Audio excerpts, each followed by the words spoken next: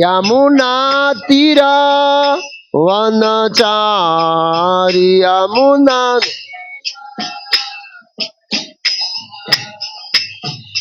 राधा माधव कुंज बिहारी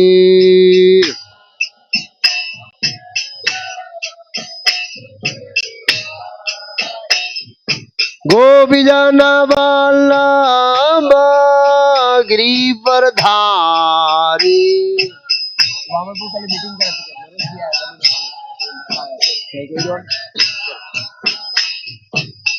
गोपीजन वल्लभ गिरिवरधारी गोपी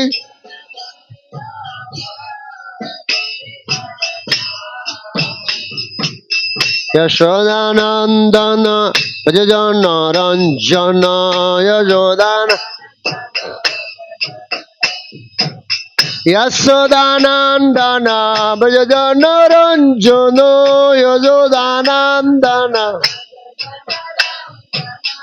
यशोदानंदन भज जन रंजन यशोदानंद यमुना तीरा वनचारी यमुना यमुना तीरा वनचारी यमुना कयो राधा माधव कुंज बिहारी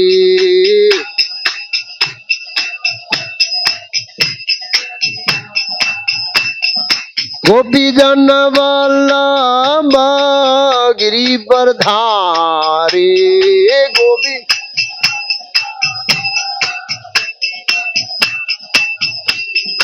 गोपीजन वल्लभ गिरिवरधारी गोपी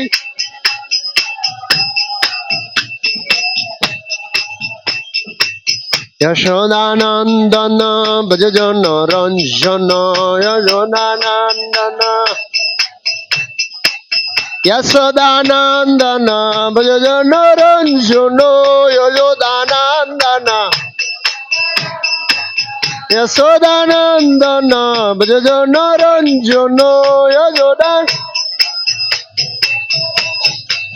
यमुना तीरा वनचारी यमुना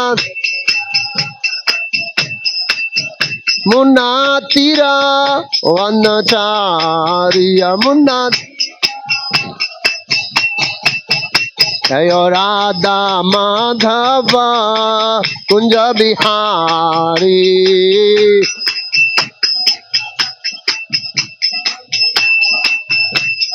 गोपीजन वल्लभ गिरिवरधारी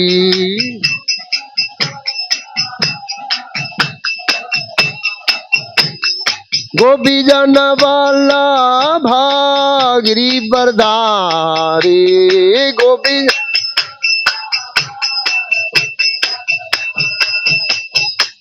यशोदानंदन भज जन रंजन यशोदान यशोदानंदन भज जन रंजन यशोदानंदन यशोदानंदन भज जन रंजन यशोदानंद यमुना तीरा वनचारी यमुना यमुना तीरा वनचारी यमुना कयो राधा माधव कुंज बिहारी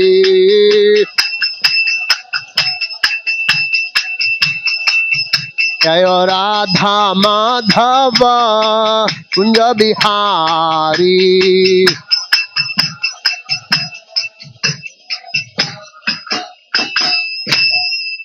जय विष्णुपाद परमहंस परिव्रजकाचार्य स्तोत्र सत श्री श्रीमद वचनारविंद भक्ति वेदांत स्वामी प्रभुपाद की जय। अनंत कोटि वैष्णव विंद की जय। श्रीमद भागवतम की जय। निताय गौर प्रेमानंदे। हरि हरि बोल। नमो विष्णु कृष्ण कृष्ण। ओम नमो भगवते वासुदेवाय। ओम नमो भगवते वासुदेवाय। ओम नमो भगवते वासुदेवाय। श्रीमद् भागवतम स्कंद 2 अध्याय 5 समस्त कारणों के कारण, श्लोक संख्या 14, 15 और 16। 15वां उच्चारण करेंगे हम। नारायण परा वेदा देवा नारायण अंगजा नारायण परा लोका नारायण परा मखा। विश्वामित्र प्रभु आवाज खुर्सी मुको माता जी बाजू। नारायण परा वेदा देवा नारायण अंगजा नारायण परा लोका नारायण परा मखा। नारायण परा वेदा देवा नारायण अंगजा नारायण परा लोका नारायण परा मखा। नारायण परा वेदा देवा नारायण अंगजा नारायण परा लोका नारायण परा मखा। नारायण परा वेदा देवा नारायण अंगजा नारायण परा लोका नारायण परा मखा।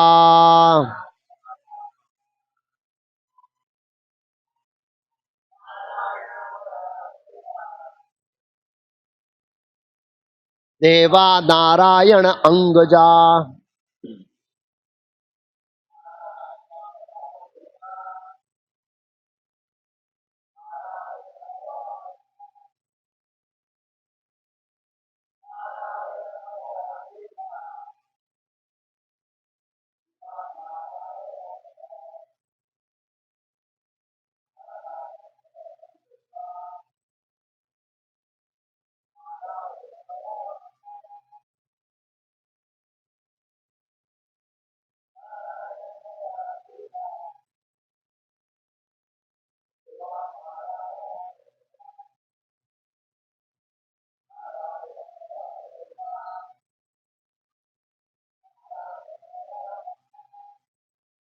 शब्दार्थ अनुवाद और तात्पर्य शिला अभिचरणारविंद भक्तिवेदांत स्वामी प्रभुपाद इस्कॉन संस्थापक आचार्य द्वारा। नारायण परमेश्वर, परा कारण, कारण स्वरूप तथा उसी के निमित्त, वेदाहा ज्ञान, देवा देवता, नारायण परमेश्वर के, अंगजा सहायक, नारायण भगवान, पराहा के लिए, लोका सारे लोक, नारायण परमेश्वर, पराहा उन्हें प्रसन्न करने के लिए, मकाहा सारे यज्ञ। अनुवाद सारे वैदिक ग्रंथ परमेश्वर के द्वारा बनाए गए हैं और उन्हीं के निमित्त है।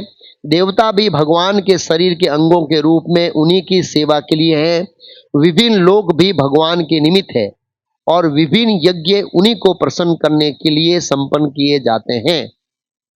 तात्पर्य, वेदांत सूत्र शास्त्रों योनित्वाद के अनुसार परमेश्वर समस्त प्रमाणिक शास्त्रों के रचयिता है और सारे प्रामाणिक शास्त्र उन्हीं परमेश्वर को जानने के लिए है। वेद का अर्थ है भगवान विषयक ज्ञान। वेदों की रचना बद्ध जीव को विस्मृत चेतना को जागृत करने के लिए हुई है, और ऐसा साहित्य जो ईश्वर चेतना को जागृत करने वाला नहीं होता है वह नारायण परह भक्तों द्वारा तत्काल ही त्याग दिया जाता है। जिन ग्रंथों का लक्ष्य नारायण नहीं होता है, ऐसे भ्रामक ग्रंथ ज्ञान नहीं है, अपितु उन कौओं के क्रीड़ा स्थल है जो विश्व भर का जूठन खाने में रुचि रखते हैं। ज्ञान विज्ञान कला का कोई भी ग्रंथ नारायण की ओर ले जाने वाला होना चाहिए, अन्यथा उसका त्याग कर देना चाहिए। ज्ञान की प्रगति का यही असली साधन है। परम पूज्य विग्रह नारायण है। पूजन के लिए देवताओं को नारायण से गौण स्थान प्रदान किया जाता है, क्योंकि देवता तो विश्व के कार्यों की व्यवस्था में सहायक होते हैं। जिस तरह किसी राज्य के अधिकारियों का आदर इसलिए होता है क्योंकि राजा से उनका संबंध होता है, उसी तरह देवताओं की पूजा भगवान के साथ उनके संबंध के कारण होती है। भगवान से संबंध न होने पर देवताओं की पूजा अनुचित है, अविधि पूर्वकम। ठीक उसी प्रकार जिस प्रकार की वृक्ष की जड़ों को न सींचकर उसकी पत्तियों और टहनियों को सींचना, अतएव सारे देवता भी नारायण पर आश्रित रहते हैं। विभिन्न लोग इसलिए आकर्षक लगते हैं क्योंकि उनमें तरह तरह का जीवन है तथा आनंद है, जो सच्चिदानंद विग्रह की आंशिक अभिव्यक्ति है। प्रत्येक व्यक्ति शाश्वत आनंद तथा ज्ञान में जीवन बिताना चाहता है। भौतिक जगत में ऐसा आनंद तथा ज्ञान में शाश्वत जीवन उच्चतर लोकों में ही संभव है, लेकिन वहां तक पहुंचने पर वह भगवत धाम जाने के लिए उन्मुख हो सकता है। जीवन की अवधि आयु भी आनंद तथा ज्ञान की मात्रा के अनुपात में एक ग्रह से दूसरे ग्रह में अधिक हो सकती है। विभिन्न ग्रहों में जीव की आयु हजारों लाखों साल तक बढ़ सकती है, किंतु शाश्वत जीवन कहीं भी नहीं है। किंतु जो व्यक्ति सर्वोच्च लोक अथवा ब्रह्मलोक तक पहुंच जाता है वह वैकुंठ लोक जाने की कामना कर सकता है, जहां शाश्वत जीवन है। अतएव एक लोक से दूसरे लोक की यात्रा का अंत भगवान के परम लोक मध्य धाम पहुंचने पर हो जाता है, जहां जीवन शाश्वत है और ज्ञान तथा आनंद से पूर्ण है। जितने सारे यज्ञ किए जाते हैं वे नारायण को प्रसन्न करके उन तक पहुंचने के लिए होते हैं। इस कलयुग के लिए सर्वश्रेष्ठ यज्ञ की संस्तुति की जाती है। यह संकीर्तन यज्ञ है जो नारायण पर भक्त की भक्ति में सेवा का मूल आधार है। ओम ज्ञानतिमिरान्धस्य ज्ञानाञ्जन शलाकया चक्षुरुन्मीलितं येन तस्मै श्री गुरुवे नमः। नमो ओम विष्णुपादाय कृष्ण कृष्णाय भूतले श्रीमते भक्ति वेदांत स्वामिन इति नामिने। नमस्ते सारस्वती देवे गौरवाणी प्रचारिणे निर्विशेष शून्यवादी पाश्चात्य देशतारिणे। श्री कृष्ण चैतन्य प्रभु नित्यानंद श्री अद्वैत गदाधर श्रीवासादि गौर भक्तविंद। हरे कृष्णा कृष्णा कृष्णा हरे हरे, हरे राम राम राम हरे हरे। तो यहां पर विषय चल रहा है, नारद जी ने ब्रह्मा जी से प्रश्न किया था। 5 प्रश्न सृष्टि के संबंधित था, नहीं 6 प्रश्न सृष्टि के संबंधित था और 5 प्रश्न उनके व्यक्तिगत संबंध में थे, व्यक्तिगत संबंध था उनका। 2 और सिमिलर प्रश्न थे उनके, सिमिलर ऐसे। तो आज के जो 3 श्लोक है 14, 15 और 16 में, तो उसमें 3 प्रश्नों के उत्तर है। कितने प्रश्नों के उत्तर है? हाँ, तो पहले मैं 14वां श्लोक ले लेता हूं, मतलब पढ़ लेता हूं। तो 14वें श्लोक में ब्रह्मा जी ने एक प्रश्न पूछा था, सॉरी नारद जी ने, कि ये किन तत्वों से बना है, अवयव क्या है, एलिमेंट्स, ये जो ब्रह्मांड है मुख्य रूप से किन तत्वों से बना है। तो उसका उत्तर देते हैं द्रव्यम, द्रव्य। तो द्रव्य में 5 बताए, पृथ्वी जल अग्नि वायु आकाश, तो 5 को एक साथ कर दिया द्रव्यम। फिर बताते हैं कर्म। कर्म मीन्स अन्य अन्य की क्रियाएं। इस भौतिक संसार में चाहे देवता हो चाहे मनुष्य हो, उनकी क्रियाएं एक दूसरे से क्या करती है, जुड़ती रहती है। सूर्यदेव हमसे जुड़े हुए हैं, हम सूर्यदेव से जुड़े हुए हैं। वायुदेव हमसे जुड़े हुए हैं, हम वायुदेव से जुड़े हुए हैं।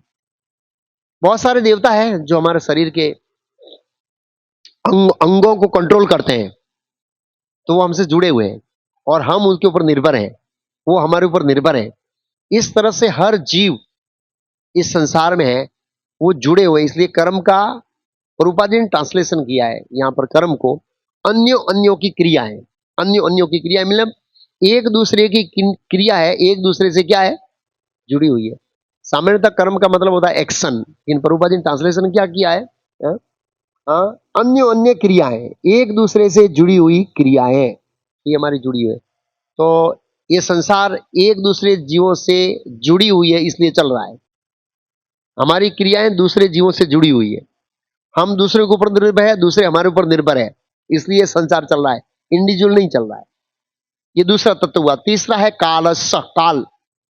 सब चीज जो है काल से गति होती है, काल समय, समय गति करता है हर चीज की। श्रीमद् भागवत में तीसरे स्कंद में बताया, जब तक भगवान ने इस ब्रह्मांड का सर्जन हो गया और सभी एलिमेंट्स, पृथ्वी जल अग्नि वायु आकाश, सभी इंद्रियां, इंद्रियों के विषय, सब कुछ क्रिएशन हो गया, लेकिन उसमें गति नहीं आई। क्या नहीं आई? तो भगवान ने अपनी काली देवी शक्ति के साथ, काल के साथ प्रवेश किया ब्रह्मांड में, और तुरंत क्या हो गया, गति हो गया। काल के बिना सब रुक जाएगा, समय। तो समय हर क्रिया को क्या करता है, गतिशील करता है। तो ये तीसरा एलिमेंट है इस ब्रह्मांड का। फिर है स्वभाव, हमारा स्वभाव। हर जीव का अलग अलग स्वभाव है। कारणम गुण संग से सत असत योनि जन्मसु। प्रकृति के तीन गुणों का संग करने के कारण हम सबका अलग अलग एक स्वभाव बना हुआ है। किसी का मीठा है, किसी का तीखा है, किसी का क्रोध वाला है, किसी का क्रोध वाला मीठा मिक्स है। वेराइटीज ऑफ नेचर है व्यक्ति का इस संसार के अंदर। इतनी बड़ी वेराइटी है स्वभाव के अंदर, जिसकी कोई कल्पना नहीं कर सकते। तो ये वेराइटी क्यों है? प्रकृति के तीन गुणों के कारण, सत्वगुण रजुगुण तमोगुण, तीन गुणों से तीन स्वभाव बनता है।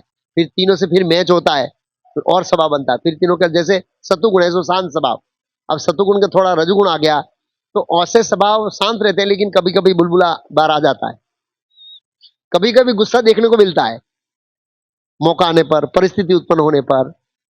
फिर ऐसे सत्वगुण में है लेकिन उसमें तमोगुण मिक्स हो गया तो कभी कभी ज्यादा ही सो लेते हैं कुछ ऐसे। तो कहने का मतलब ये प्रकृति के तीन गुणों। फिर रजुगुण के अंदर कभी सतो आ गया, कभी तमो आ गया, कभी तमो के अंदर सतो और रजो आ गया।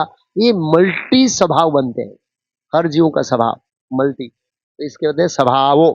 और फिर क्या है पांचवा? पहला क्या है? द्रव्य एक, कर्म दो, काल तीन, स्वभाव चार, और पांचवा क्या है पता है? जीवा, आत्मा। पांचवा आत्मा है। जब तक आत्मा नहीं होगा ये संसार चलेगा नहीं, ये संसार आत्मा से चलता है। तो ब्रह्मा जी का, ये नारद जी का एक प्रश्न था कि ये जो जगत है किन एलिमेंट्स से, किन तत्वों से बना है? तो सार के रूप में ब्रह्मा जी ने पांच तत्वों का नाम दिया। कितने तत्वों का नाम दिया? एक, द्रव्य। द्रव्य के अंदर पांच तत्व है, पृथ्वी जल अग्नि वायु आकाश इत्यादि, वो सब आ गया। फिर उसके अंदर, उसका अंदर अंदर मल्टीप्लिकेशन होता है तो और तत्व क्रिएट होते हैं, वो नहीं बताया। प्रधान मूल तत्व बता दिया। फिर बताया कर्म, और कर्म का मतलब नहीं कि एक्शन, कर्म का मतलब एक दूसरे की क्रियाओं दूसरे से क्या है, जुड़ी हुई है। फिर पहला द्रव्य है, दूसरा कर्म है, तीसरा काल है, और चौथा स्वभाव है, और पांचवा क्या है? जीव है, जीव हम। तो ये उत्तर दे दिया। और इसके बाद उन्होंने बताया ये सब वासुदेव ने उत्पन्न किया है। किसने उत्पन्न किया है? अब पिछले श्लोक में वासुदेव शब्द है और इस श्लोक में नारायण शब्द है, क्या समझेंगे? पिछले श्लोक वासुदेव शब्द आया है और इस श्लोक में क्या आया है? नारायण। क्या कहना चाहते हैं ब्रह्मा जी? क्या संदेश है ब्रह्मा जी का? पिछले श्लोक में लिखा है, क्या लिखा है? वासुदेवात परो ब्रह्मन च नान्यो अर्थो अस्ति तत्वतः। और इसमें नारायण आगे तुरंत, वासुदेव का सब्जेक्ट चल रहा है, नारायण बीच में क्यों आए? जवाब दीजिए, बहुत जरूरी है समझना, तभी आप वास्तविक फिलोसॉफी समझ पाएंगे और नारायण और क्या बोलते हैं वासुदेव में अंतर समझ पाएंगे। क्या कहना चाहते हैं? सुखदेव गोस्वामी यही कहना चाहते हैं, वासुदेव ही नारायण है और नारायण ही बस। पिछला श्लोक पढ़ लीजिए, 14वां, 2.5.14 पढ़िए, वासुदेव है, और 2.5.15 नारायण आगे। तो ये इसलिए है, मैंने कई बार देखा है, भागवत में कई बार पढ़ा है कि जहां नारायण की लीला चली है वहां कृष्ण के नामों का उच्चारण हो रहा है। जहां कृष्ण की लीला चल रही है वहां नारायण के नामों को उच्चारण हो रहा है। नारायण अपनी अलग अलग लीला करते हैं, तो जो नारायण के नाम है वो, तो ये क्या बताना चाहते हैं सुखदेव गोस्वामी? सुखदेव गोस्वामी ये बताना चाहता है कि नारायण और वासुदेव दोनों एक ही। ये पॉइंट है, यहां पर क्लियर होता है। ओके, अब इस श्लोक पर आते हैं। एक्चुअली ऐसे, तो इस श्लोक में ब्रह्मा जी ये बताएंगे समस्त कारणों के कारण, और समस्त कारणों के कारण का वर्णन श्लोक संख्या 15 और 16 दो में हुआ है। तो 15 में इस श्लोक में क्या कहा? नारायण परावेदा। सेम श्लोक भागवतम के प्रथम स्कंद के प्रथम अध्याय में है। नहीं, प्रथम अध्याय या नहीं, प्रथम अध्याय नहीं, दूसरे या तीसरे, दूसरे अध्याय में वो श्लोक सुत गोस्वामी बोलते हैं, और ये श्लोक ब्रह्मा जी बोल रहे हैं। मतलब ब्रह्मा जी के शब्दों को रिपीट सुखदेव गोस्वामी कर रहे हो। डायलॉग कहां हो रहा है? ब्रह्मलोक में। रिपीटेशन कहां हो रहा है? सुखताल में। हम जाने वाले सुखताल मार्च महीने में। आना है तो आ सकते हैं, ट्रेन पैक हो गई है। ओके, तो ऐसे ही डायलॉग हो रहा है अर्जुन का कृष्ण का, और रिपीटेशन हो रहा है हस्तिनापुर में, वो कुरुक्षेत्र में। ऐसे ये डायलॉग हो रहा है, मूला ये श्लोक का डायलॉग वहां पर हो रहा है, लेकिन सुखदेव गोस्वामी यहाँ रिपीट कर रहे हैं। किसके आगे? किसके सामने? परीक्षित महाराज के। तो सेम श्लोक है उसमें, वासुदेव परा वेदा, वासुदेव परा मका, वासुदेव परम तप, वासुदेव परो धर्मो, वासुदेव परम गति। यहां पर जिनको लोका नानजा मखा सब बोला है, सेम श्लोक किसने बोला है? सुत गोस्वामी ने। और क्या शब्द का प्रयोग किया? वासुदेव। तो ये वासुदेव और नारायण दोनों एक ही है। पहला पॉइंट ये समझना, वहां पर भी ऐसा बताया। तो यहां पर क्या कहना चाहते हैं ये ब्रह्मा जी नारद जी से? ये श्लोक बोलकर दो क्या कहना चाहते हैं? तो ये बताना चाहते हैं कि सब कुछ नारायण के लिए है और सब कुछ नारायण से संबंधित है। आप समझे? सब कुछ नारायण के लिए है। ये जो क्रिएशन है सब कुछ नारायण के लिए है। प्रभुपाद जी ने कहा ये पूरा जगत इसलिए बनाया है ताकि हम ये समझ सकें कि सब कुछ भगवान का है। ये शिक्षा देने के लिए बनाई ये जगत हो। मटेरियल वर्ल्ड में ये ट्रेनिंग है। क्या ट्रेनिंग है? कि सब कुछ वासुदेव का है। इसलिए आप कोई भी यज्ञ करेंगे, अभी पता नहीं पंडित बोलते नहीं बोलते, लेकिन शास्त्रों का विधान है, इंद्र के लिए यज्ञ किया जाता है तो उसमें बोलता है ये सब कुछ इंद्र के लिए है, तुम्हारा कुछ भी नहीं है। तो वो यज्ञ करके एक भावना उत्पन्न की जाती है, उसमें ऐसे मंत्रों का उच्चारण किया जाता है जिसमें भावना। तो ये भौतिक जगत एक ट्रेनिंग है, प्रशिक्षण है कि हमारा कुछ नहीं है, सब कुछ क्या है? वासुदेव का है। ये बहुत महत्वपूर्ण है।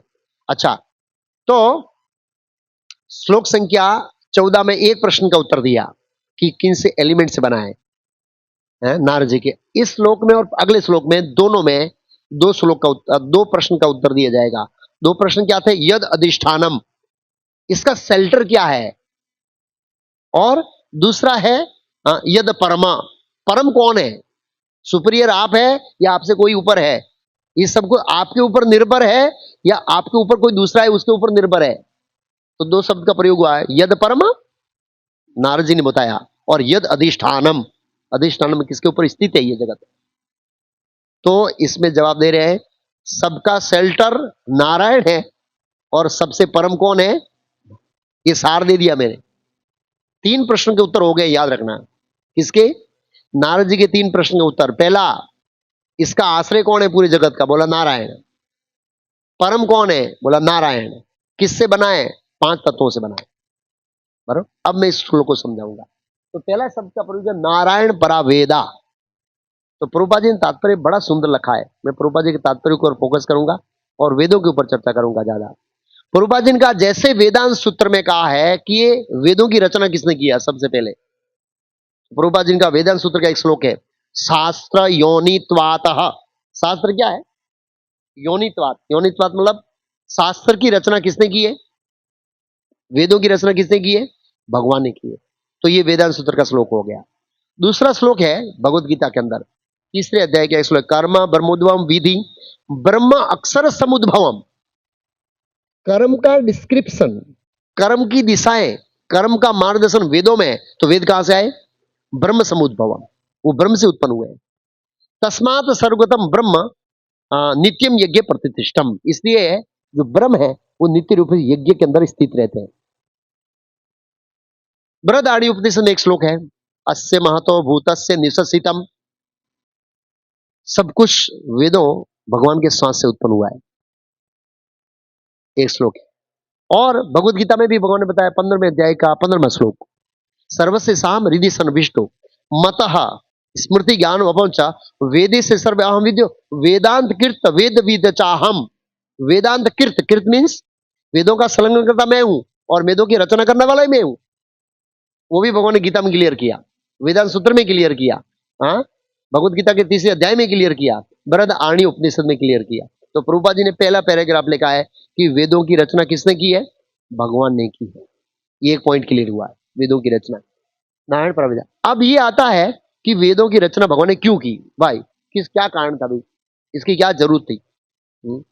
तो प्रभुपाद तात्पर्य में लिखते हैं वेदों की रचना भगवान ने क्यों किया। प्रभुपाद जी कहते हैं वेदों की रचना बद्ध जीव की विस्मृत चेतना को जागृत करने के लिए हुई है।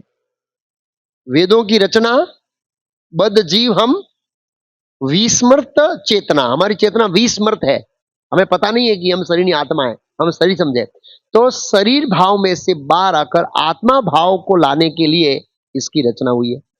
और इसके बारे में चैतन्य चरितामृत में एक श्लोक है, बहुत फेमस श्लोक है, मायार मुग्धे नहीं जीव, मायार मुग्धे नहीं जीव रे स्वत ज्ञान। जो माया मुग्ध जीव है, स्वतः कृष्ण ज्ञान, सॉरी, मायार मुग्धे नहीं स्वतः कृष्ण ज्ञान। जो जीव है उसको स्वतः कृष्ण ज्ञान नहीं है, जो माया में मुग्ध है उसको। इसलिए भगवान ने क्या किया, जीवेर कृपा कैला कृष्ण वेद पुराण। जीवों ने, जीवों के ऊपर कृपा करके भगवान कृष्ण ने उनको क्या दिया है? वेद और पुराण। तो वेद और पुराणों का उद्देश्य क्या है? मायर मुग्धे नहीं स्वतः कृष्ण ज्ञान, जीवेर कृपा कैले कृष्ण वेद पुराण। तो हमको स्वतः कृष्ण ज्ञान नहीं है, इसलिए वो कृष्ण का ज्ञान वापस स्मृत करने के लिए वेदों की रचना की गई और भगवान ने वेद दिया। सेम श्लोक है श्रीमद् भागवतम के प्रथम स्कंद के 7वें अध्याय में। नारद जी ने उपदेश दे दिया किसको? वेद व्यास को, भागवतम की रचना करो। भागवतम की रचना करने से पहले वेद व्यास ने मेडिटेशन किया, शुद्ध भक्ति के अंदर ध्यान किया। वो ध्यान किया तो उनके ध्यान में 14,000 श्लोक आ गए, 18,000 श्लोक आ गए। मेडिटेशन में 18,000 श्लोक क्रिएट हो गए, पूरी भागवतम आ गई। भगवान कृष्ण का ओम नमो भगवते वासुदेवाय लगता लास्ट श्लोक है ना, हाँ, भगवान को प्रणाम करता हूं, श्लोक भूल गया, बहुत सुंदर श्लोक है, नाम संकीर्तन यस्य सर्व पाप प्रणाशनम। वो श्लोक तक की पूरा एकदम टाइप होकर तैयार हो गया। तो उन्होंने वो ध्यान में पहले उनको ये आया कि यया समोहितो जीव, उन्होंने जब ध्यान किया तो पहले देखा, मतलब भागवतम प्रकट होने से पहले उन्होंने सीन देखा, यया समोहितो जीव आत्मानम त्रिगुणात्मकम। त्रिगुणात्मक मतलब प्रकृति के 3 गुणों से परे है आत्मा। यया समोहितो जीव, लेकिन सम्मोहित हुआ है किससे? 3 गुणों से। परो अपि मनुते अनर्थम, वो परे होने के बावजूद भी अपने आप को जड़ चीज समझता है। ये सीएम दास हूं, ये चैतन्य महाप्रभु दास हूं, ऐसे समझते हैं। ये किसका प्रकार? यया सम्मोहितो जीव, ये जीव सम्मोहित हुआ है, किससे हुआ है? प्रकृति के 3 गुणों से, माया से। प्रकृति के 3 गुण में से माया, देवी ऐसी गुण में माया दुर्त्या। प्रकृति का 3 गुण का शब्द जहां पर उच्चारण होता है वहां माया समझना है, और जहां पर माया का शब्द होता है वहां प्रकृति के 3 गुण समझना है, ये ध्यान रखना चाहिए। तो वेद व्यास ने बीमारी देखी, क्या देखी? कि जीव है सच्चिदानंद घन, इससे प्रकृति के 3 गुण से ऊपर है, लेकिन माया के प्रभाव से वो अपने आप को शरीर समझ रहा है। तो इसकी दवा ढूंढी, पहले उन्होंने दवा ढूंढी, तो क्या दवा मिली? अनर्थो, अनर्थो शब्द का मिल गया, ये अनर्थ है, अपने आप को शरीर समझ। उपशमम, उपशमन उसका समन करने के लिए, उसका दमन करने के लिए साक्षात भक्ति योगम अधोक्षजे, उसकी दवा क्या है? साक्षात भक्ति योग। तो भक्ति योग लिखने की जरूरत थी, साक्षात क्यों लिखा? क्या उद्देश्य है? तो आचार्य कहते हैं साक्षात मतलब मात्र एक भक्ति और शुद्ध भक्ति। साक्षात इसलिए आगे लिखा है साक्षात भक्ति योगम अधोक्षजे, वो भक्ति योग किसके प्रति? अधोक्ष, अधो मीन्स जो प्रकृति के 3 गुणों से क्या है? ऊपर है। लोक से अजानंतो, ये बात लोग नहीं जानते थे। विद्वान चक्रे, विद्वान व्यासदेव को विद्वान का इस श्लोक में, विद्वान चक्रे का मतलब क्या है? रचना किया। किसकी रचना किया? सात्वत संहिताम, सात्वत संहिताम। भागवतम क्या कहते हैं? एक भागवत के सात्वत संहिताम। सात्वत किसको कहते हैं? सात्वत, सात्वत पति का है कुंती महारानी, आप सात्वतों के पति है। मैंने कई बार बताया सात्वत किसका नाम है? हाँ, जोर से बोलिए, कोई बोला? भगवान के भक्त, उनको सात्वत कहते हैं। और ये सात्वत संहिता है, मतलब भगवान के भक्तों की संहिता है। आप समझे? तो रचना किया वेद व्यास ने, अनर्थो उपशमम साक्षात भक्ति योगम लोकस्य अजानंतो विद्वान चक्रे सात्वत संहिता। व्यास देव ने इस अनर्थ का उपशमन करने के लिए, इस अनर्थ को दबाने के लिए ये भागवतम की रचना की, वैदिक साहित्य की रचना की उसने वैसे। और इस साहित्य को जो पढ़ेगा उसका क्या होगा? भागवतम को पढ़ेगा तो 3 श्लोक सीरीज में है, यया समोहितो जीव, अनर्थो उपशमम, और उसके नेक्स्ट है ये पढ़ेगा तो क्या होगा? माया चली जाएगी, ये प्रश्न है ना। जीव माया से समोहित हुआ है, वेद व्यास ने जान लिया कि इसका इलाज तो भागवतम है, तो माया चली जाएगी। तो हाँ, तो इसका नेक्स्ट श्लोक है यस्याम वे श्रूय माणायाम कृष्ण, यस्याम मीन्स जो इस ग्रंथ का, श्रूय माणा मीन्स सुनता है, यस्याम श्रूय कृष्ण परम पुरुष से भक्ति उत्पत्ति। ये भागवतम सुनने का फल है, कृष्ण परम पुरुष में भक्ति उत्पन्न होना चाहिए। कैसी भक्ति? शौक मोह भय उपहा, शौक मोह भय को नाश करने वाली। शौक किसका होता है? भूतकाल का। मोह किससे होता है? वर्तमान का। भय किससे होता है? भविष्य का। शौक मोह भय उपा, ये तीनों कालों को नाश कर देती है, तीनों कालों को व्यक्ति को ऊपर उठा देगी। ये भागवतम का फल है। ओके, अब दूसरा पॉइंट ये है कि जरूरी नहीं है, वेद का मतलब बहुत विशाल होता है, जरूरी नहीं है कि सभी लोग वेदों के सभी विभागों के अंदर परफेक्ट हो या जानते हो, ऐसा जरूरी नहीं है। कोई कर्म कांड जानता है, कोई ज्ञान कांड जानता है, कोई उपासना कांड वेदों का डिवीजन जानता है। और उपासना में भी 3 उपासना, सात्विक, राजसिक, तामसिक, महातामसिक, शुद्ध सात्विक, ये बहुत डिवीजन है वेदों में के अंदर। और ज्ञान के अंदर भी बहुत डिवीजन है, ब्रह्म ज्योति का ज्ञान, ब्रह्म का ज्ञान, परमात्मा का ज्ञान, भगवान का ज्ञान, और भगवान और जीव के संबंध का ज्ञान, ऐसे बहुत डिवीजन है। तो जरूरी नहीं कि हर व्यक्ति हर डिवीजन में निपुण हो, इसलिए हमें क्या करना है? सारग्राही, सार ग्रहण करना, वेदों का सार पता होना चाहिए। जरूरी है कि सब लोग सब चीज में निपुण होंगे।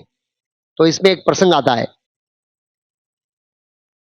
यमदूत और विष्णु दूतों का एक प्रसंग आता है अजामिल के किस्से में।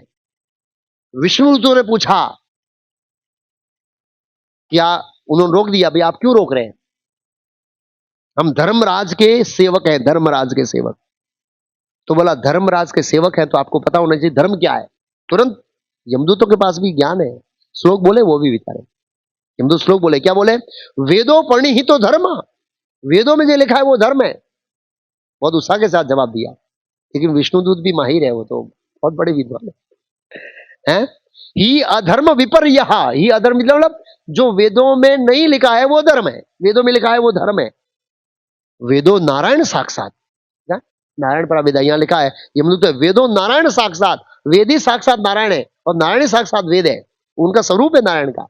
इतना ज्ञान था, लेकिन बेचारे मेरे जैसे थे, सब वेदों का जो पूरा मतलब टोटल फैकल्टी नहीं थे। एक बार मैंने कलेक्टर ऑफिस में लेक्चर दिया था आनंद में, हसीस प्रभु उस समय नए नए थे, हेमू प्रभु नहीं थे, हसीस प्रभु मेरे साथ में आए थे।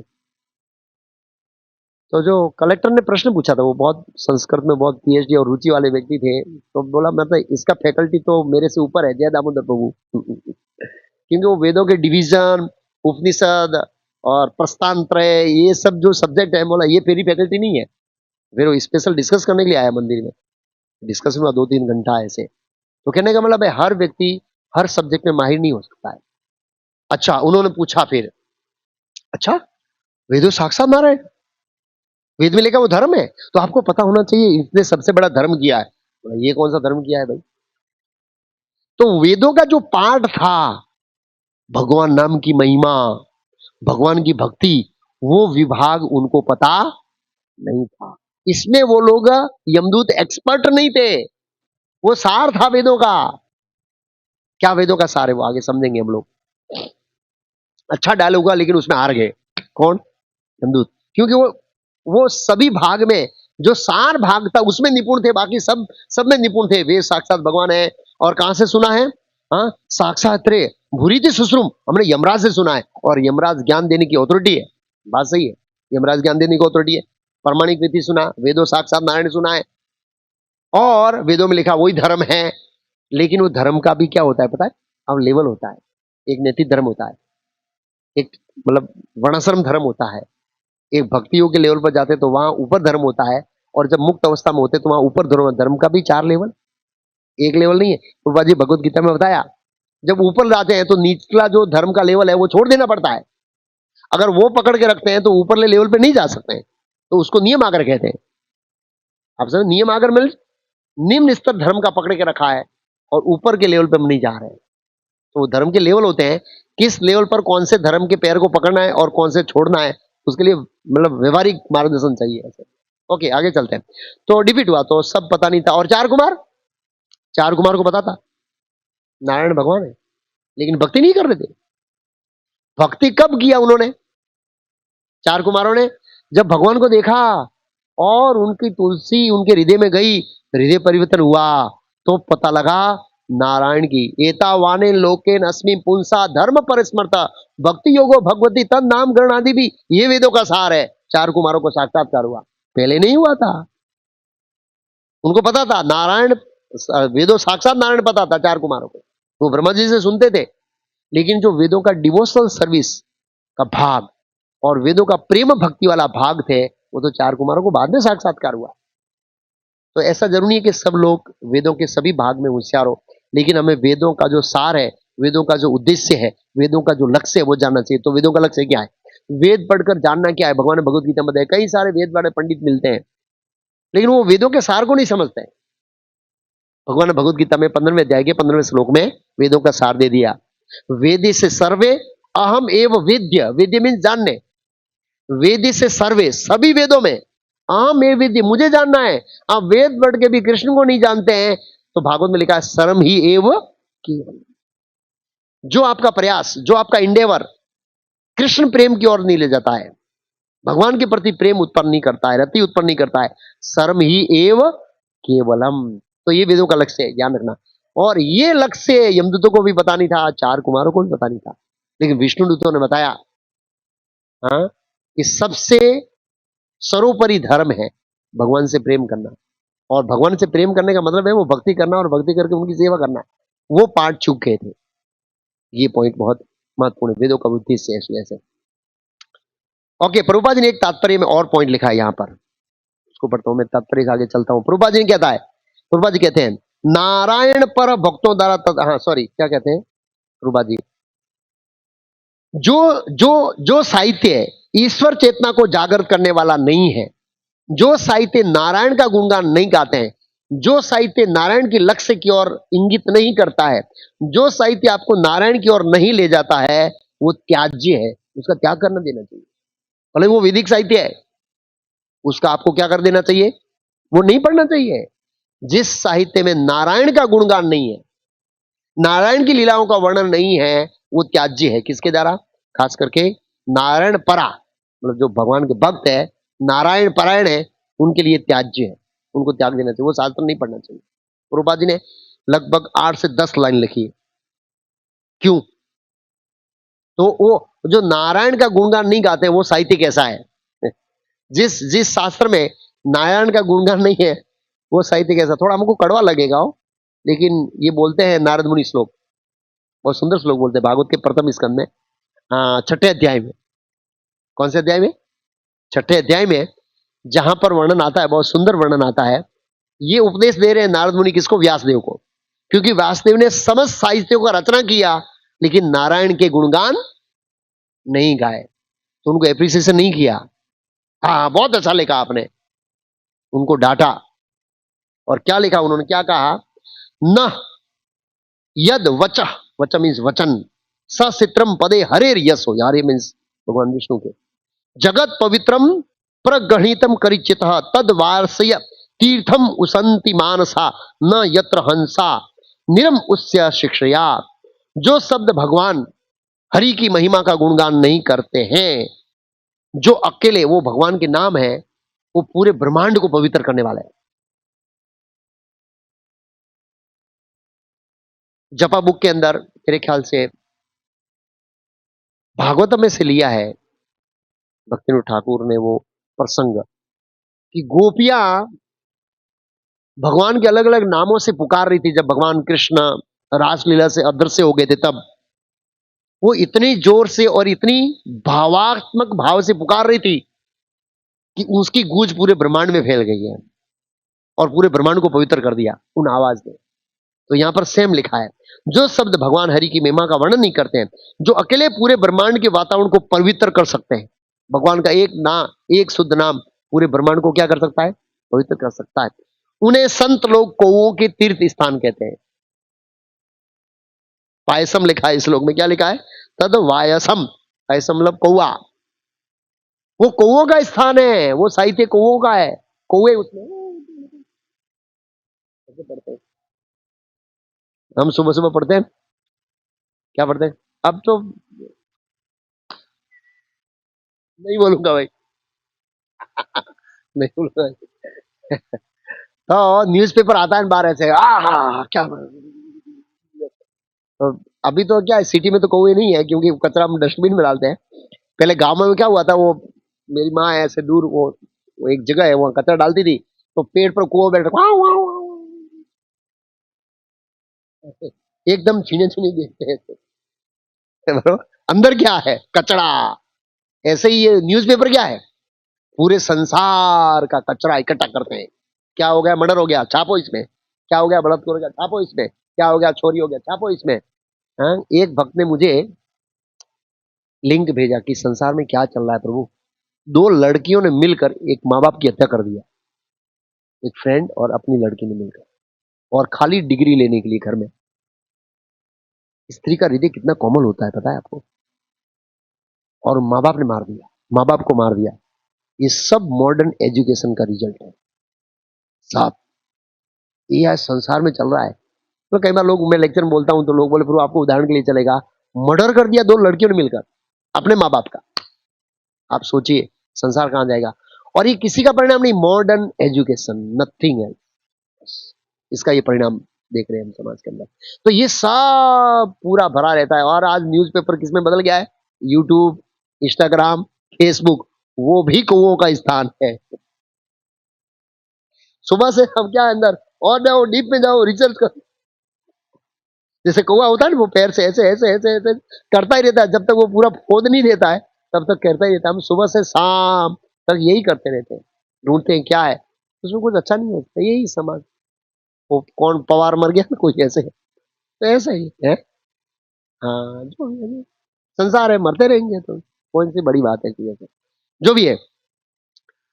तो प्रभुपाद जी कहते हैं जिस साहित्य में नारायण का वर्णन नहीं है, इसलिए उन्होंने कहा आप वासुदेव का गुणगान कीजिए, तब आपका हृदय संतुष्ट होगा। व्यासदेव ये सब कचरा, कौओं को खाने का कचरा लिखकर संतुष्ट नहीं हुए, इसलिए उन्होंने क्या लिखा? अल्टीमेट श्रीमद् भागवतम पुराणम अमलम, भागवतम लिखा। ये भागवतम जो है, ये व्यक्ति के हृदय को क्या कर सकती है? संतुष्ट। तो ये प्रभुपाद जी एक तात्पर्य और था। दूसरा एक पॉइंट है कि बहुत सारे शास्त्र नहीं पढ़ने चाहिए। कितने? बहुत सारे शास्त्र होते हैं ना, ये पढ़ लूं, ये पढ़ लूं, वेदांत पढ़ लूं, उपनिषद पढ़ लूं। प्रभु जी आप इतना सारा महाभारत से एग्जाम्पल देता हूं, पढ़ लूं मैं? क्या रामायण पढ़ लूं मैं? इसकी रामायण पढ़ लूं मैं? ये पढ़ लूं, ये पढ़ लूं? तो समस्या होगी। क्यों समस्या होगी? कंफ्यूज हो जाएंगे। जब तक आप किसी के प्रशिक्षण में नहीं है, किसी के मार्गदर्शन में नहीं है, और शास्त्रों को कुछ हद तक, शास्त्रों का जो ढांचा है, शास्त्रों का जो लेवलिंग है, सिस्टमेटिक लेवल वाइज, निम्न स्तर के, मध्यम स्तर के, उत्तम और शुद्ध, ऐसे लेवल के ढांचे को नहीं समझ लेते हैं। उपनिषद किसके लिए, वेद किसके लिए, पुराण किसके लिए, भागवतम किसके लिए, ये शास्त्रों की पूरी जो संरचना है, इसको बराबर नहीं समझ लेते हैं, तो फिर आपको कंफ्यूज आएगा, क्योंकि लिखने वाला एक ही है। इसलिए लोग बोलते हैं ये शास्त्र काल्पनिक है, एक लिखने वाला है, अलग अलग लिखा, इसका मतलब कल्पना है, लेकिन वो उनको पता नहीं है कि इसका कोई विशेष उद्देश्य है। तो इसके बारे में चैतन्य चरितमृत में कथा भी है और एक घटना भी है, दोनों चीज है। बहु शास्त्रे बहु वाक्य चित्ते भ्रम है। बहु शास्त्रे बहु वाक्य, कई बार लोग सुनते हैं, बहुत सारे लोगों से प्रवचन सुनते हैं, ये भी सुनते हैं, ये सुनते हैं, ये सुनते हैं, इतना सारा सुनते हैं और फिर कंफ्यूज हो जाते हैं, प्रभु जी ये ऐसा क्यों कहा है? मैं बोला कहाँ सुना? बोला इसने सुना। अभी ऐसा ही होगा मतलब दो चार सिलेक्शन होना चाहिए, हमको लगे विश्वास कि हाँ ये सही बोले शास्त्र ना, बस वहीं पर डिग्री। ऐसा नहीं है कि वहां पर बहुत अमृत मिलेगा, आप समझिए। तो कई बार क्या हम अमृत ढूंढने जाते हैं, हो जाते कंफ्यूज। हाँ, कहीं बोले प्रभु जी वो तो आपके गुरु भाई बोल रहे हैं, आप ऐसा बोले, वो ऐसा बोल रहे हैं, तो अब किस एंगल में बोले, किस परिस्थिति में बोले, सामने ऑडियंस कौन बैठा है, वो सब देखना पड़ेगा। तो वो हम देखते नहीं है और ऐसे करते हैं। तो इसलिए कहा है बहु शास्त्र बहु वाक्य, दोनों है। बहु शास्त्र में बहुत शास्त्र पढ़ना, बहु वाक्य में बहुत अलग अलग लोग सुना। चित्ते है भ्रम, चित्त भ्रम होता है। साध्य साधन श्रेष्ठ न हो निश्चय।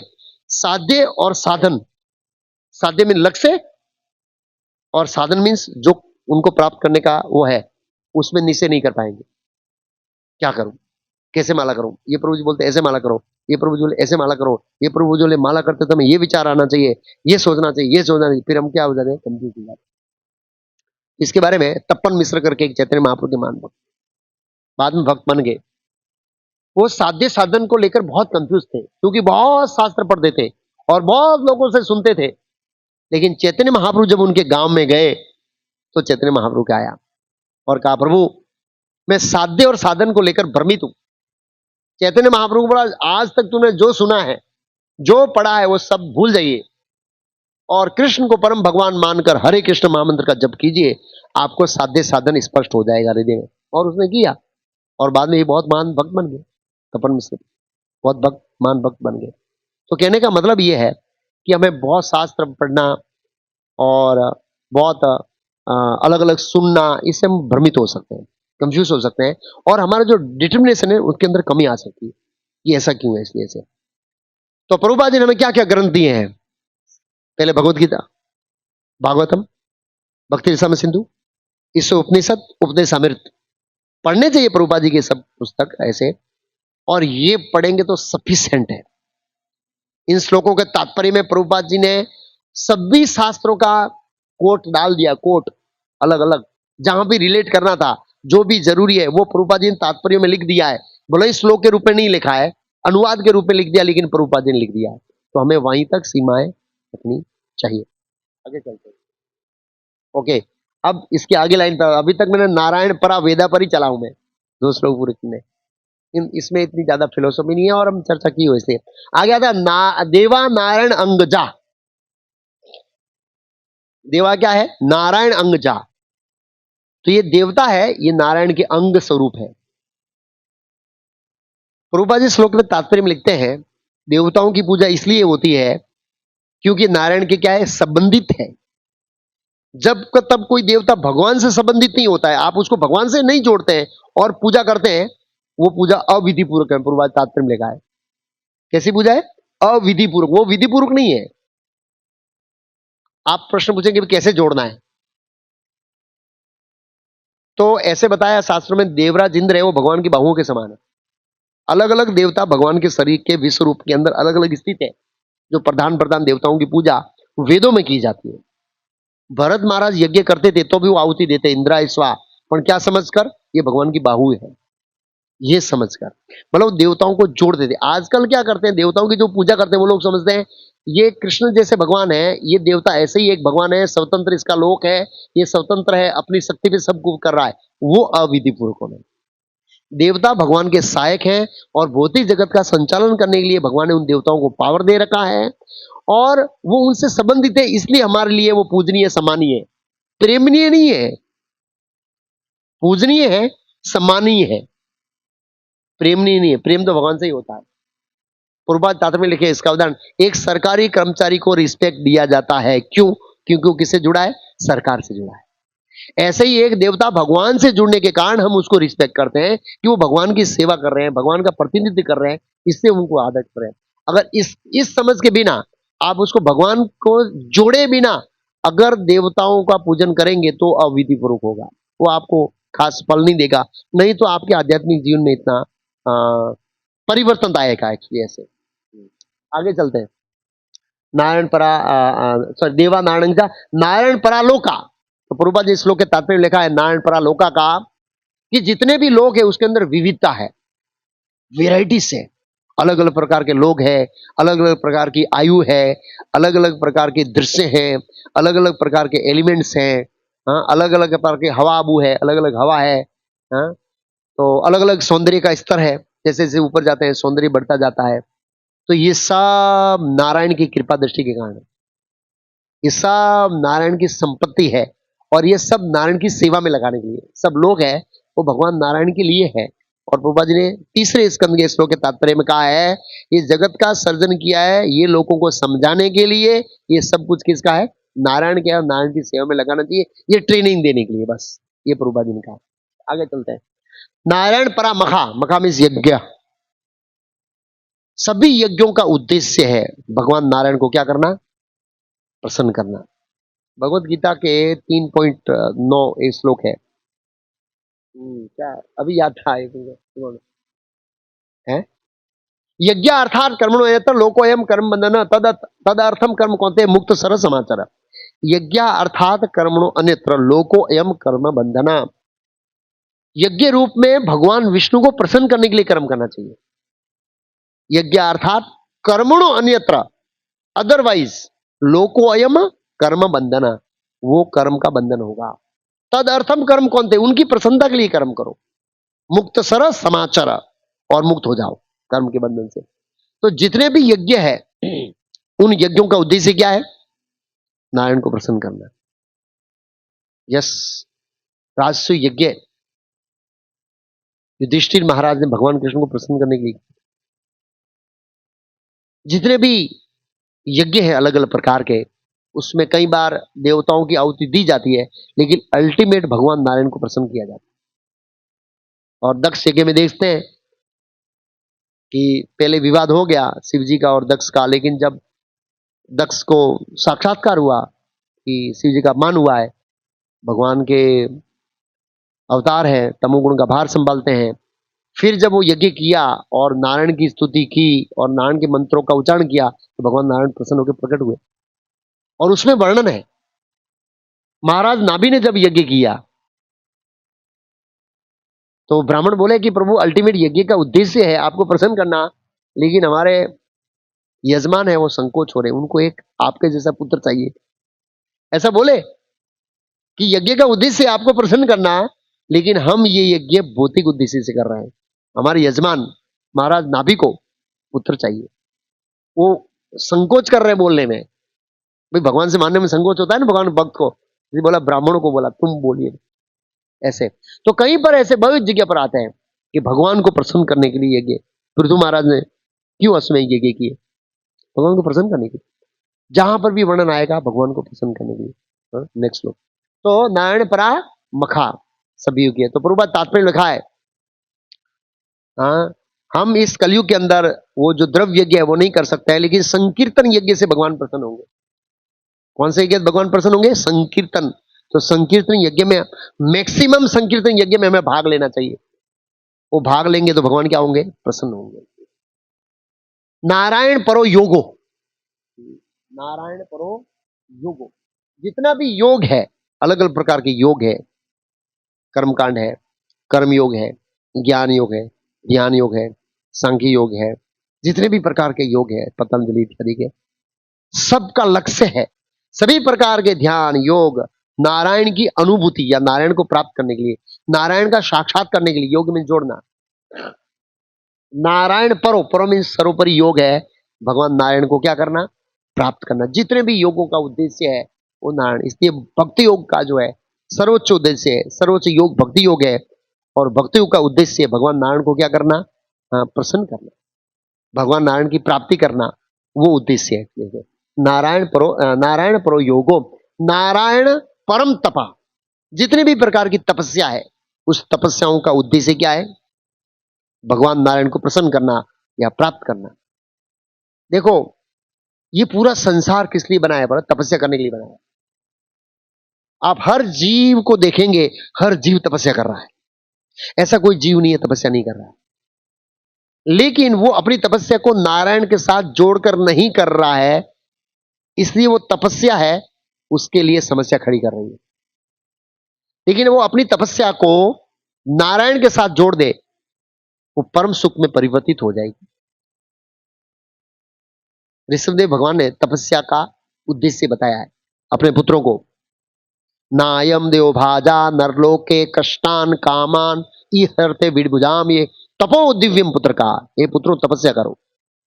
क्या तपस्या दिया प्रभुपाद जी ने और क्या तपस्या की है? तपो दिव्यम पुत्र का ये न सत्वम सुधियेत ब्रह्म सौख्यम यस्माद ब्रह्म सौख्यम तो अनंतम। अनंत ब्रह्म सुख प्राप्त करने के लिए तपस्या करो। हम सब इस संसार में तपस्या कर रहे हैं सुबह से शाम तक। तपस्या का मतलब क्या है पता है? जो चीज हमें अच्छी नहीं लगती है लेकिन करनी पड़ती है। आप समझे उसको क्या कहते हैं? जो चीज हमें अच्छी नहीं लगनी है भले करनी पड़ती है। उसका उदाहरण बताता हूं मैं, करनी पड़ती है। तो पहला उदाहरण शुरुआत होता है पढ़ाई से, स्कूल की पढ़ाई। कोई भी बच्चा स्कूल में नहीं जाना चाहता, लेकिन उसको जाना पड़ता है, तो ये तपस्या हुई है। कितना तप करता है पता है आपको? मैंने एक एनालाइज किया, जितना बच्चा स्कूल में पढ़ता है उतना भागवतम पढ़ेगा ना, वो परमहंस बन जाएगा इस जन्म में। मैं सोने की प्लेट पे लिख के दे सकता हूं, मतलब क्या बोलते कलर, सोने का कलर करके ओरिजिनल सोना मेरे पास है नहीं तो ये परमहंस बन जाएगा। कितना पढ़ते हैं।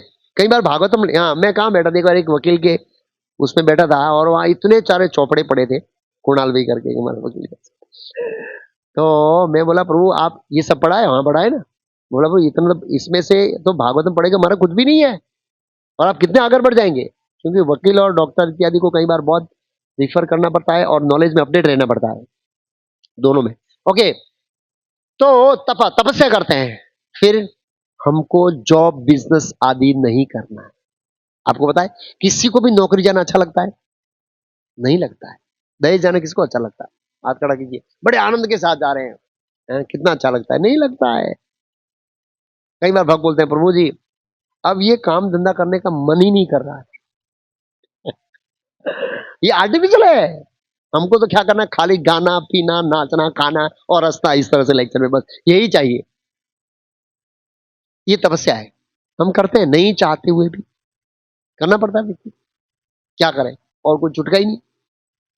तो हम तपस्या करते हैं अर्थ उपार्जन के लिए, परिवार मेंटेन के लिए। लेकिन वो तपस्या जब तक भगवान की सेवा में नहीं जोड़ेंगे तब तक वो तपस्या का रियल फल नहीं मिलेगा। तो हमारे अपने जीवन में ये तपस्या है, ये भगवान से जोड़नी चाहिए। प्रभुपाद जी ने हमें क्या क्या तपस्या दिया उसको समझते हैं सबसे पहले। हैं? तो हमें पहले पहले तपस्या करनी किस लिए चाहिए? ये तपस्या करते हैं, ये भौतिक जगत वाली पढ़ाई लिखाई पैसा अर्जित करना, ये सब तपस्या किस लिए है? इंद्रिय भोग के लिए, अपने शरीर के लिए। और जीवन के अंत में हम होंगे यार ये तपस्या तो गलत कर दिया मैंने, मतलब इसमें मुझे टाइम नहीं देना चाहिए। अगर वो भक्त है तो उसको ऐसा होता है, और या भक्त बनने के बाद तपस्या करेंगे ही। ये पूरा जगत तपने के लिए ही बनाया है, इसमें हम तपेंगे ही। आप याद रखिए महाभारत में वो श्लोक है, वो सुंदर है। युधिष्ठिर महाराज को धर्मराज ने पूछा आज जगत का ताजा समाचार क्या है? तो उसमें वो दिया है, उदाहरण दिया है कड़सी का, कढ़ाई का, सूर्य की अग्नि का, त्रिताप का। और उसमें क्या कर रही है माया, उथल पुथल कर सेक रही है हमको। ये तपस्या कर रहे हैं हम लोग। हैं? कहीं जाते हैं, बस में जाते हैं, बॉस डांटता है, तपस्या है। पेमेंट नहीं देता है, समस्या होती है, तपस्या है। घर वाले कुछ आते हैं बोलते हैं तो तपस्या है, कुछ बोल गए, ऐसे तपस्या चलती रहती है। लेकिन हमें ब्रह्म सौख्यम तव अनंतम, अनंत सुख प्राप्त करने के लिए तपस्या करनी चाहिए। तो उस तपस्या को भगवान से जोड़ेंगे, वो तब वो अनंत सुख प्रदान करने वाली तपस्या बनेगी। प्रभुपाद जी ने हमें तपस्या दिया। सबसे पहली तपस्या है हरे कृष्ण महामंत्र की 16 माला कम से कम करना। ये बहुत बड़ी तपस्या है, ध्रुव महाराज से भी ज्यादा बड़ी तपस्या हो। इस कलयुग में जिन भक्तों ने प्रण लिया है कि मैं रोज 16 माला करूंगा, आजीवन 16 माला करेगा, तो उसकी तपस्या भगवान ध्रुव महाराज से भी ज्यादा काउंट करेंगे। इतना आसान नहीं बताए। इतना आसान नहीं 16 माला करना। बहुत भक्त लोग दीक्षा लेने के बाद 16 माला नहीं करते हो।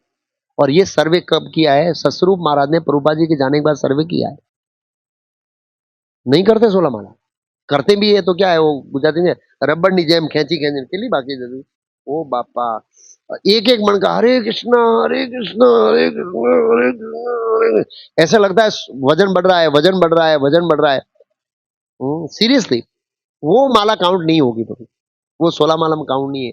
इस तरह के बोझा बना के वो थोड़ी सुबह प्रफुल्लित मन के साथ, आनंद के साथ करना चाहिए। ऐसे शाम की माला वो थके होते होते हैं, तो वहां पर तो क्या है, वो जैसे कोई आदमी होता है ना, वो मरण की स्थिति में होता है, उसको कहते हैं वो दिन काट रहे हैं। क्या करे, वो दिन गिन रहे हैं हमारा, अब मैं कब चला जाऊं, यार पीड़ित हूं ना, वो दिन काट रहे हैं। ऐसे ही हम लोग माला काट रहे हैं लास्ट में 10 बजे के बाद, 8 बजे के बाद जितनी माला करते हैं। विकीपुर को हंसा था क्योंकि ट्रोलिंग करते हैं, समस्या होती नहीं। और सबका ऐसा है प्रभु, सबका ऐसा है। और हम सब अनुभव करते हैं। इवन कई बार मैं मैनेजमेंट में होता हूँ, तो एक बार 16 माला या 8 माला 14 माला हो गई सुबह में, कई बात को रात को, दिन में एक के बाद एक मीटिंग, एक के बाद एक मीटिंग, एक के बाद एक सेवा ऐसी चलती है जिसमें रोक भी नहीं पा रहे। फिर 10 बजे फिर खींचनी पड़ती है। कई बार ऐसा हो जाता है, बहुत कम होता है, लेकिन कई कई बार ऐसा हो जाता है एक्चुअली ऐसे। तो कहने का मतलब है कि 16 माला आजीवन बड़े उत्साह के साथ करना, ये फर्स्ट तपस्या है हमारी। नेक्स्ट तपस्या आते हैं हमारी 4 नियम का पालन, और उसमें ही बहुत सादा नियम है। तो महाराज बोले जीवा एक बार का खाना चटाकेदार, ये वो। और ये 4 नियम के पालन के बाद आता है मॉर्निंग प्रोग्राम, मंगला आरती इत्यादि। ये भी बहुत बड़ी तपस्या है। मंगला आरती खास करके जो दीक्षित भक्त है, उनसे एक्सपेक्टेशन किया जाता है कि वो मॉर्निंग प्रोग्राम में भाग लें नियमित रूप से। और विश्वनाथ ठाकुर ने एक भजन गाया है, तो भजन ही मंगला आरती, ये संसार धवल मंगला आरती गाने के बाद यस्य प्रसाद भगवत प्रसाद यस्य प्रसाद न तो अभी, उसके बाद एक लाइन गाया है कि जो कोई व्यक्ति सुबह ब्रह्म मुहूर्त में ये मंगला आरती गाएगा, वो जीवन के अंत में मेरे नाथ गोलोक के धाम कृष्ण के धाम जाएगा। ये उसका फल है जीवन में गाना, लेकिन इतना आसान नहीं है। तो लेवल ऑफ तपस्या, पहला लेवल तपस्या का है 16 माला, 4 नियम का पालन। उसके बाद क्या आता है? Morning programme. उसके बाद क्या है? प्रचार, समय देना, सेवा करना। सेवाओं के अंदर समय देना इतना आसान नहीं है, हमें समय निकालना चाहिए। हम अपनी इंद्रिय तृप्ति के लिए इतना कमाते हैं, ये करते हैं, वो करते हैं, वो करते हैं, हमें भगवान की सेवा करने के लिए समय निकालना चाहिए। तो वो भी एक तपस्या है। तो ये सभी तपस्याओं का उद्देश्य क्या है? यहां पर लिखा है नारायणम परम तपः, नारायण को प्राप्त करने के लिए। अब देखिए जितने भी तपस्वी थे, उन सब ने ध्रुव महाराज ने तपस्या किया नारायण को प्राप्त करने के लिए। हो सकता है कि पहले उनका मोटिव अलग था, लेकिन अल्टीमेट नारायण। इतिहास में बड़े बड़े लोगों ने तपस्या किया है भगवान को प्राप्त करने के लिए। प्रभुपाद जी ने वो तपस्या एकदम सिंपल फॉर्मूला में दे दिया है, सरल भाषा में। हरे कृष्ण महामंत्र जप करो, 16 माला करो, 16 माला जप, 4 नियम पालन करो, और मॉर्निंग प्रोग्राम करो, और प्रचार करो, इसके अंदर लग जाओ। ये तपस्या, और इसका कोई बड़े आसानी से कर सकता है अगर कोई मेहनत करता है तो। आगे चलते हैं। नारायण परम ज्ञान, जो ज्ञान अर्जित करते हैं हम लोग, हम बहुत सारा जानना चाहते हैं। वीडियो क्यों देखते हैं हम लोग? यूट्यूब इंस्टाग्राम में नॉलेज, नया नया जानना, नया नया जानना। लेकिन वो ज्ञान अगर नारायण के संबंधित नहीं है तो कोई काम का नहीं है। प्रभुपाद जी ने लिखा है इस श्लोक के तात्पर्य, सॉरी क्या बोलते हैं, दिव्य ज्ञान का संवर्धन, संवर्धन मतलब वृद्धि। हमें ज्ञान की वृद्धि कर रही है, और ज्ञान की वृद्धि करने के लिए क्या करना पड़ेगा? नित्यम भागवतम सेव्या। तो ये भागवतम का सेवन करना पड़ेगा रोज, इससे ज्ञान की वृद्धि होगी। और ज्ञान की वृद्धि कहां तक पहुंचाना है? 24 घंटा वो चेतना बन जाए, जीवेर स्वरूप होय कृष्ण नित्यदास। ये चेतना के लेवल पर जाने के लिए ये ज्ञान का संवर्धन करना है, इसे हम पढ़ना चाहिए। और अगर हम पढ़ेंगे तो हम अपनी चेतना को बनाए रखेंगे, क्योंकि इससे ज्ञान मिलेगा। अगर हम पढ़ेंगे नहीं तो हमारी चेतना हरे कृष्ण महामंत्र का जप करते हुए भी नहीं रहेगी कृष्णा कॉन्शियस में।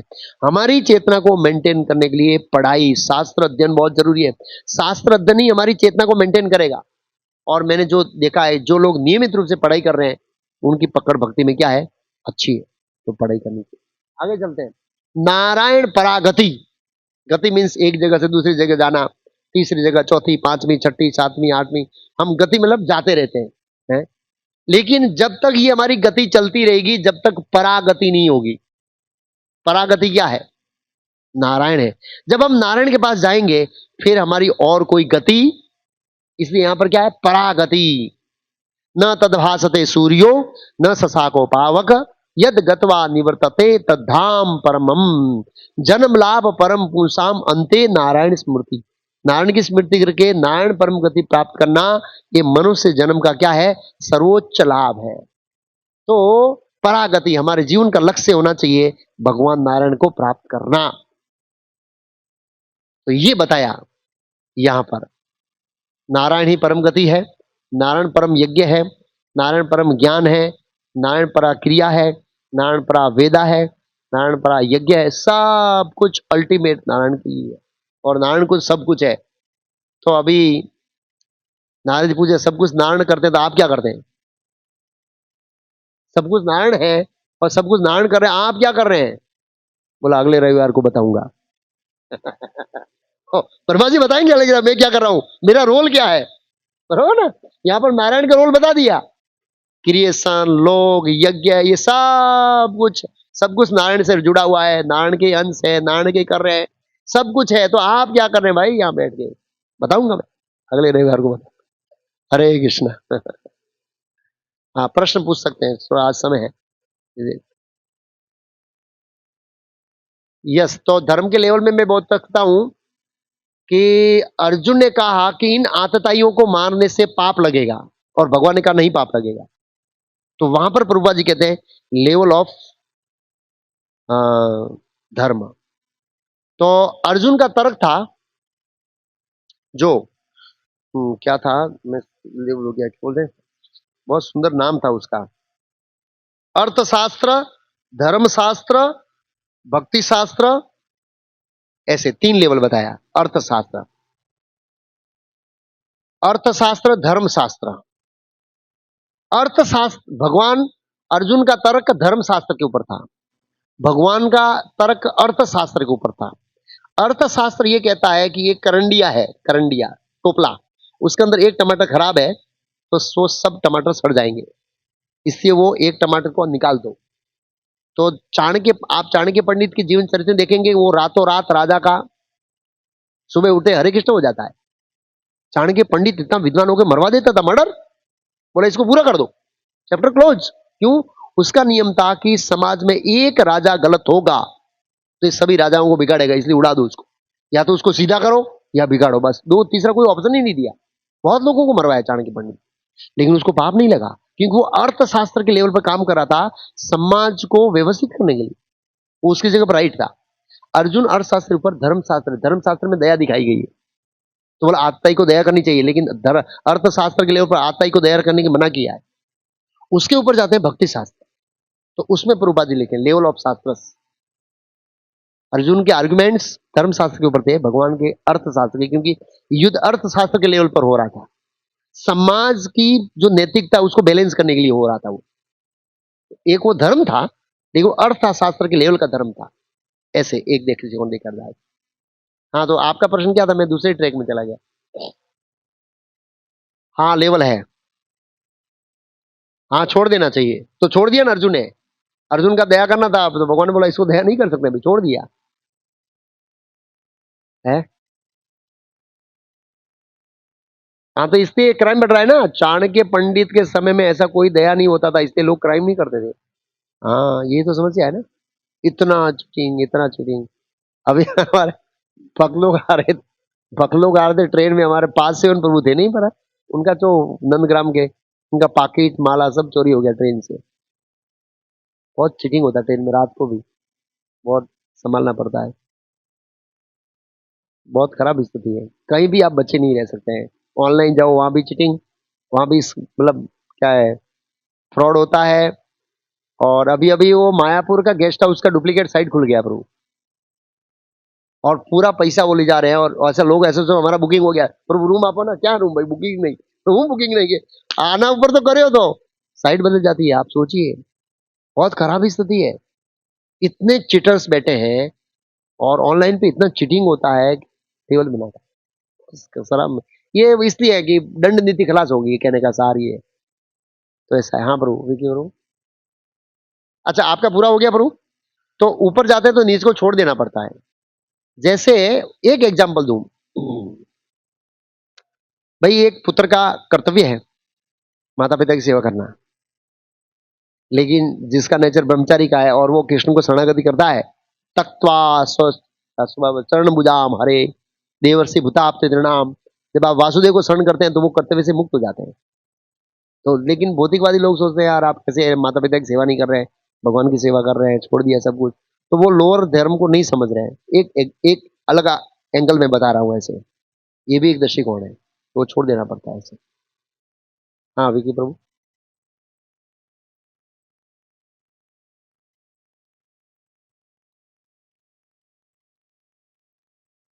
नारायण है, हाँ। हाँ। डीप में मतलब उनका जो दास्य भाव, माधुर्य भाव, सख्य वात्सल्य, वो अंतर है, बाकी कोई अंतर नहीं है। क्योंकि स्वयं कृष्ण भगवान ने इस दुनिया में थे तब उन्होंने नारायण का स्वरूप कितनी बार बताया, बहुत बार बताया। लेकिन उससे पहले नारायण ने कहीं भी किसी को दर्शन दिया है, उन्होंने कृष्ण का रूप नहीं बताया। आप समझिए। तो कृष्ण के पास सभी रूप है और वो ही नारायण के रूप में प्रकट हुए हैं। इसलिए पितम भीष्म के आद्यो नारायण, पितम भीष्म के आद्यो नारायण, ये कृष्ण आप नारायण के आदि है, ऐसा लगे आद्यो नारायण, ये सबका प्रोनाउंसिएशन करते हैं ऐसे। तो नारायण और कृष्ण अलग नहीं है, वो डेप्थ में जब भाव का चॉइस आता है तब उसको डिफरेंशिएट किया जाता है हायर लेवल पर, बाकी उनका कोई अंतर नहीं है, ये बताना चाहते हैं। मतलब हाँ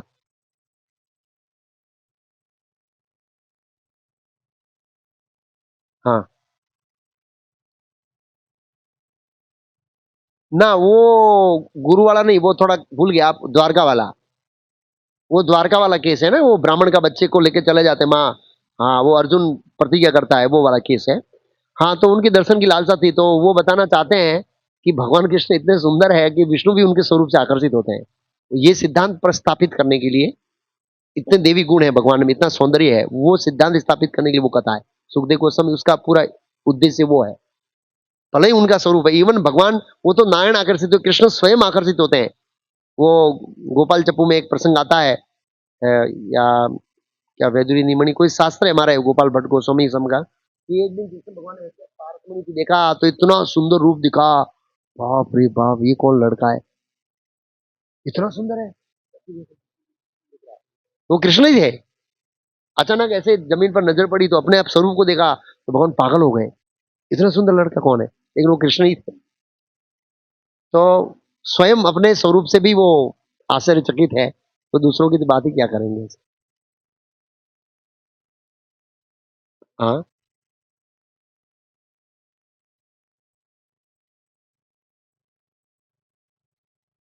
हाँ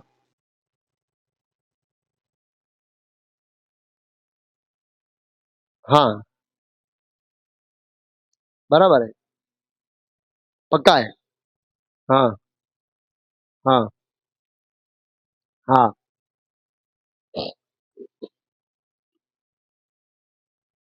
हाँ, जरूर नहीं है। गुरु महाराज कहाँ थे, कहीं पर था, मेरे ख्याल से वहां थे, श्रीनाथ जी में सेमिनार हुआ था। हाँ, बोला श्रीनाथ जी की भक्ति करें, जरूर नहीं है कि हम उसको नहीं, इसको नहीं आना पड़ेगा, पॉइंट ऐसा नहीं है। शास्त्र के अनुसार नारायण की, राम की, वराह, विष्णु, वामन, सबकी भक्ति करेगा, पिछुल बढ़ जाएगा, कोई प्रॉब्लम नहीं। तो उनको उनको एजिटेट, उनको साथ आर्ग्यूमेंट करने का कोई इतना मतलब नहीं है ऐसे। उनको बोलने का जरूर नहीं है कि भाई कृष्ण सरोवरी, हाँ वो साथ साथ डिस्कस होता रहा है, अलग बात है, लेकिन उनको उनकी भक्ति करने देनी चाहिए, वो कोई प्रॉब्लम नहीं है, तो उनको मुक्ति मिल सकती है अगर साथ साथ में सारे। समय हो गया, अनाउंसमेंट तो सुनो। ठीक है। हरे कृष्णा। श्रीमद् भागवतम की जय, शिला प्रभुपाद की जय, निताई गौर प्रेमानंदे।